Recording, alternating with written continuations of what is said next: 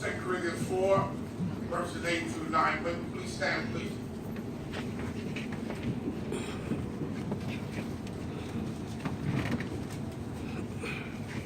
2 Corinthians 4, 8 and 9 says, we are troubled on every side, yet not distressed. We are perplexed, but not in despair. Persecuted, but not forsaken. Cast down, but not destroyed. You may take your seat. I come to encourage you this morning. I come to also let you know something. I made it. All right. Oh, that's shout words right there. I don't know about you, but I made it. I made it is a familiar statement. It's a statement that implies achievement in the midst of overwhelming odds. It is a proclamation of accomplishment for someone who has the deck stacked against them. Is there anybody here that has the deck stacked against you this morning? It's a way of saying that in spite of the length of the journey, in spite of the roughness of the road, in spite of the many stumbling blocks which have been thrown in your way, you can stand to your feet and say, I've reached my goal. I made it. Now there are some notes that we have to take. That the statement I've made it does not refer to an ultimate goal, nor does it refer to a permanent victory. As long as we are citizens in this mortal body, as long as we are citizens in this world, every achievement is temporary and every victory is short-lived. The celebration only lasts for a while. In many instances, it's only a prelude to another struggle. How many know what I'm talking about? Yes. So even though the statement I made it is not permanent for mortal beings, it contains an element of encouragement. That's what I come to do this morning, encourage you.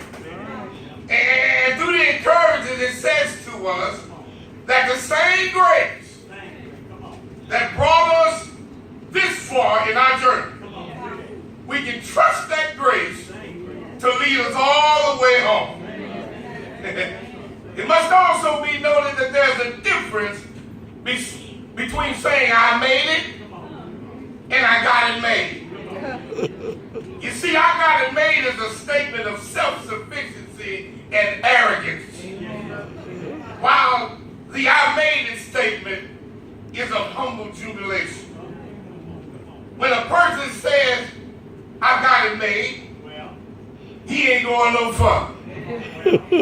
He acknowledges that he's already on the top.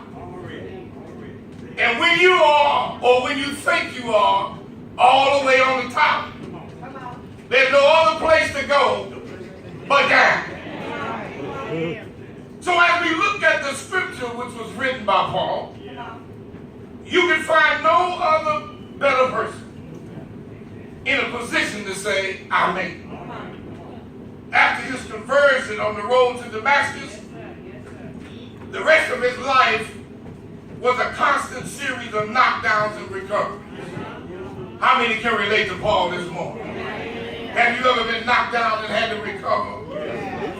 If you follow his life as a minister and as a missionary, you will find him constantly meeting opposition.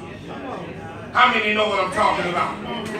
If you're working for Jesus today, you know you're going to have opposition.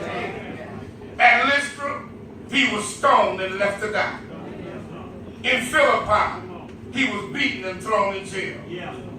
There was a conspiracy against him at Ephesus. And he had to be hustled out of jail at Jerusalem when he had to escape from an angry mob. But after all of these incidents, after everything he went through, he can say, thank God, I made it. We should be careful about saying that we have made it. Nobody has made it until he crosses the chilly Jordan, sets his foot in the promised land. But the statement I made is just a brief reflection of a journey over some territory that has been covered. It's a celebration of a victory over adverse circumstances. However temporary, watch this. Let me give you some examples of a person who is justified in participating in the I Made It celebration. Let me ask you something this morning. Is there anybody here qualified to participate in the I Made It celebration? Well, let me help. See if you meet these qualifications. When parents work hard to make sacrifices to educate their children, and when they attend the commencement exercise and see their child walk across the stage and receive that diploma, they can say, I made it. When a man struggles for years, going back and forth to work and to home, and from home to work, trying to pay for his house, and finally he makes the last payment, he can say, hallelujah, I made it. Do I have some worshipers here? When a widowed mother, or any mother who has to rear a child without a husband and has maintained her decency and kept high moral standards despite the many temptations to do otherwise, when she see her child receive high honors or be appointed to some prestigious position, she can say, thank God I made it. When the